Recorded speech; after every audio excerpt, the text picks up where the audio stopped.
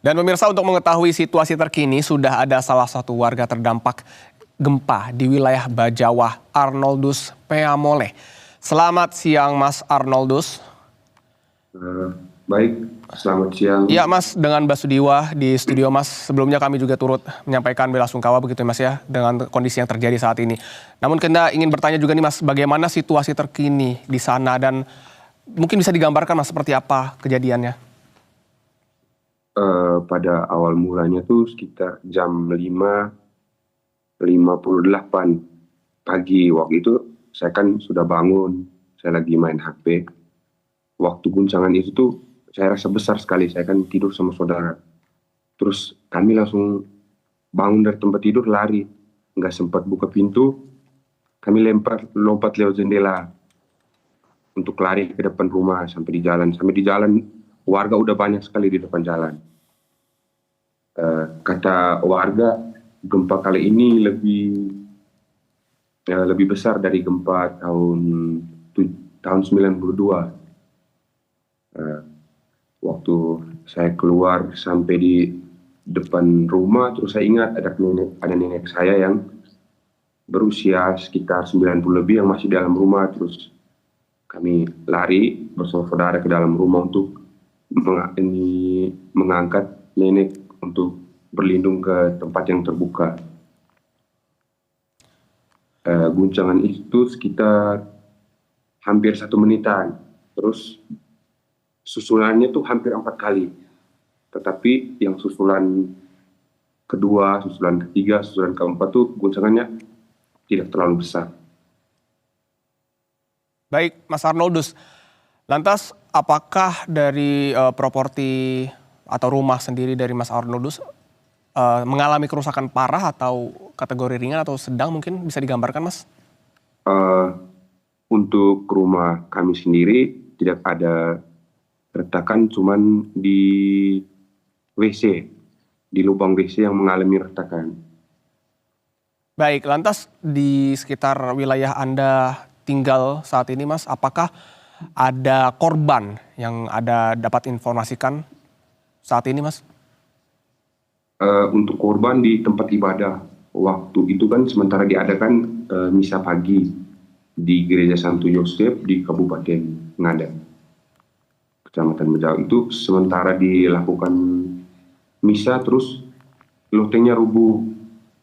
Tetapi puji Tuhan tidak terkena pastor atau imam yang sedang memberikan ibadah tersebut.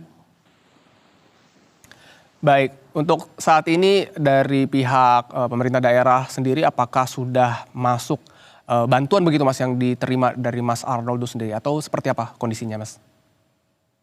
Untuk sementara bantuan belum ada, tapi ada himbauan dari aparat, katanya kita harus waspada untuk ke tempat terbuka, takutnya ada gempa susulan. Baik, tadi memang sempat dihimbau juga ya untuk tetap berhati-hati karena ini masih ada potensi-potensi gempa susulan yang terjadi lagi. Lantas apakah akses jalan di rumah Anda saat ini terputus atau mungkin ada akses-akses lain begitu Mas, titik-titik lain yang terdampak akibat gempa ini Mas? Akses lain ada, itu di Kampung Wolowio, Desa Wolowio, itu banyak retakan tanah. Saya tadi lihat videonya, terus internet itu jarak dari rumah saya sekitar 4-5 kilo. Terus di tempat saudara saya sekitar 15 menitan dari tempat saya, itu rumahnya rubuh, tembok rumahnya sampai dari seng sampai tiang-tiangnya rubuh semua.